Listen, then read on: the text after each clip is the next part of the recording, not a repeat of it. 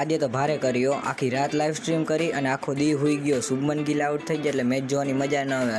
આગળ જોતા જાઓ શું થાય છે, કારણ કે આખી રાત લાઈવ સ્ટ્રીમ કરીને એનો રાસ તમને આગળ વ્લોગમાં ખબર પડી જાય. તો જય શ્રી રામ બધાઈને. તો પહેલાં તો બધાને ગુડ નાઇટ, કારણ કે જો આપણી લાઈવ સ્ટ્રીમ ચાલુ કરી દીધી છે અને જો હમણાં તમને બતાવું કેટલા વાગ્યા છે. જો 12:30 વાગ્યા છે અને એમાં આજે આખી રાત ગેમ રમવાની છે. નેરોએકમાં પહોંચવાનું હતું એટલે લાઈવ સ્ટ્રીમ જ કરી નાખી. તો ગાઈસ જો ફાઇનલી 3.5 કલાકની લાઈવ સ્ટ્રીમ કરી છે અને 10 મિનિટ પહેલાં મેં એન્ડ કરી છે ને અટાણે કંઈક 4:30 જેવું થયું છે અને આમ લાઈવ સ્ટ્રીમ છે ને આમ ખેંચી જ લીધી હતી આજે આખી રાત. બધાને ગુડ મોર્નિંગ થાય છે, મારે તો જો ગુડ નાઇટ થાય છે ને. જો હવે છે ને આમ હોવાની તૈયારી કરી છે, તો હવે સવારે જ ડાયરેક્ટ મળી. Bye bye, good night. તો કહીશ ગુડ મોર્નિંગ બધાને. સવારના જો મસ્ત મજાના બાબલા જેવા રેડી થઈ ગયા છે 12 વાગે.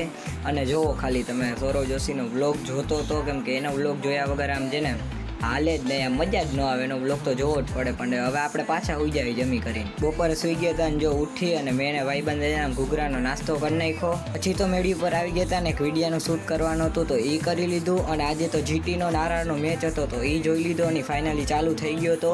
અને પછી તો જો શુભમન ગિલ આઉટ થઈ ગયો એટલે એ આઉટ થઈ જાય એટલે જોવાની મજા જ ના આવે, કારણ કે હું છે ને શુભમન ગિલ માટે જ મેચ જોઉં છું અને સપોર્ટ આપણે ગુજરાત ટાઇટને જ કરી છે.